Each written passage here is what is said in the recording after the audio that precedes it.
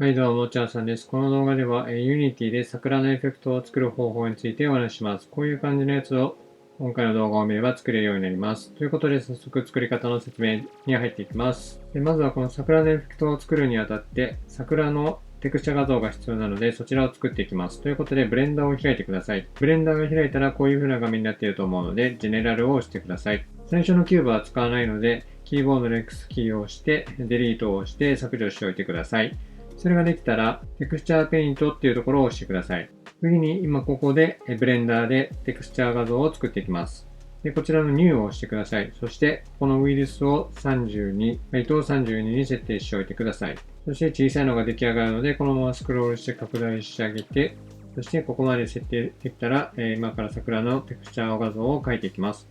ということで、ここのラディウスって書いているところを50から1にしてください。からここのストリングスっていうところを1から2に変えてください。でそれで、ここに書いていくんですけども、桜の花びらのような形を意識して書いてみてください。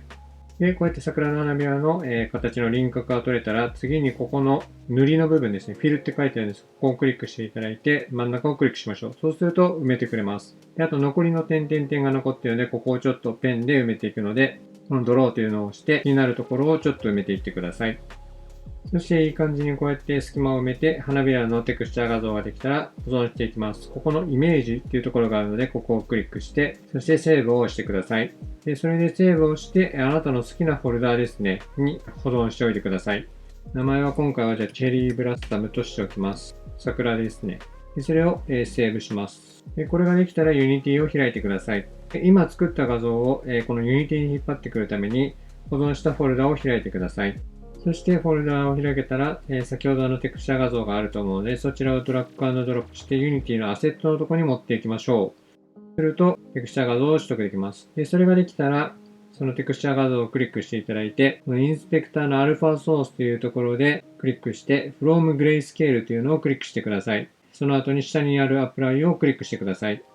こうすることによって黒い部分を透明化して、テクスチャーとして使えるようになります。次にこのテクスチャー画像をマテリアルにセットしていきます。ということで、Create マテリアルを押してください。そして名前をチェリーブラッサムか桜にしておいてください。次にやることは、ここのシェーダーというところのスタンダードというところをクリックしてください。そしてモバイルパーティクルズアルファブレンディットっていうのをクリックしてください。するとここにスロットができるので、そこに先ほど用意したテクスチャー画像をドラッグ&ドロップしてセットしてあげてください。これでパーティクルシステムで使えるようになりました。ということで、これから一緒に桜のエフェクトを作っていきましょう。ということで、ここのヒエラルキーのところで右クリックをして、Effects Particle System をクリックしてください。今回桜を上から降らせようと思っているので、ちょっと上の方に移動させてあげたら、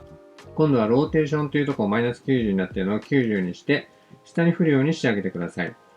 そして、先ほど用意していただいたテクスチャー画像の入ったマテリアルをセットしていきたいので、レンダラーをクリックしてください。そしてここのマテリアルというところがあるので、そこの丸いボタンを押して、チェリーブラッサム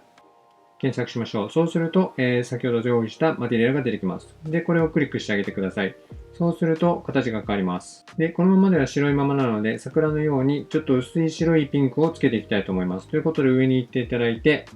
スタートカラーのところのピンク色の部分を押して、桜の色に近いようなやつを選んでください。今回はこれでいきたいと思います。でこのままだと見ていただいて分かる通り、下に出ていっているだけなので、ここから桜っぽい形に変えていきたいと思います。まずはスタートスピードですね。ランドビットイントゥーコンスタンツを押していただいて、0から1にしてあげてください。さらに、ここに重力を加えて、さらに押していくようにしたいと思います。で、グラビティモディファイヤーというのがあるので、ここを0から 0.01 まで上げてあげてください。そうするとこのような動きになります。そしてさらにこのスタートライフタイムで5秒だとちょっと短いので、ここを10を設定してあげてください。さらにこのままだと均一な大きさすぎて桜っぽくないので、ここのスタートサイズのランダムビットイントゥーコンスタンツを押してください。で、ここのスタートサイズの値としては 0.2 から0.5 としてあげましょう。そうするとこれぐらいの形になります。次にこのままだと桜が降る範囲が狭いので、これを形を変えていきたいと思います。ということで、ここのシェイプをクリックしてください。そしてシェイプの中のコーンとなっているのをボックスに切り替えてください。そうするとこう箱状の形になります。で、このままだとあれなので、このボックスのスケールというところを X を10、Y も10、そして Z を3にしておきましょう。こうすると、桜が降る範囲が大きくなりました。でもこのままだと規則的な動きなので、今度は桜が左右に散るようにしていきたいと思います。で、それのやり方なんですけども、ベロシティオーバーライフタイムをクリックしてください。そして、ここの同じように右の三角をクリックして、ランダムビットイントゥーコンスタンツをクリックしてください。そして、ここのリニア XYZ ってありますけど、ここをそれぞれマイナス1と1、そして Y もマイナス1と1にしてあげてください。こうすることで、桜がこう左右に動きがつくようになりました。で今回 Z 軸は0と0のままで置いておいてください。これでちょっと桜っぽい動きになりましたけど、今見ていただいてわかる通り、桜の花びらの角度が全て同じなのでちょっと違和感があります。で、これを回転させて、自然な風に見えるようにしていきたいと思います。ということで、まずはスタート、ローテーションのところを見てください。そしてここの三角を押して、ランダムビットイントゥーコンスタンツをクリックしてください。そしてここの値を0から360にしてあげましょう。そうすることで角度がいろんな向きになって自然な桜になりました。またこれだと桜の数が少ないので、エミッションのところを押してください。そして、このレイトオーバータイムを一気に30にしてあげましょう。そうすると、一気に桜の量が増えます。そしてここまで来たらだいぶ桜っぽくなってきたんですけども、さらに動きをつけて回転させて、より自然な動きになるようにしていきたいと思います。ということで、下の方にスクロールしていただいて、ローテーションオーバーライフタイムをクリックしてください。そしてさらにここの右の三角をクリックしていただいて、ランダムビットイントゥーコンスタンツをクリックしてください。でそこに値でマイナス200から200を設定してあげることで、左回転したり右回転したりして、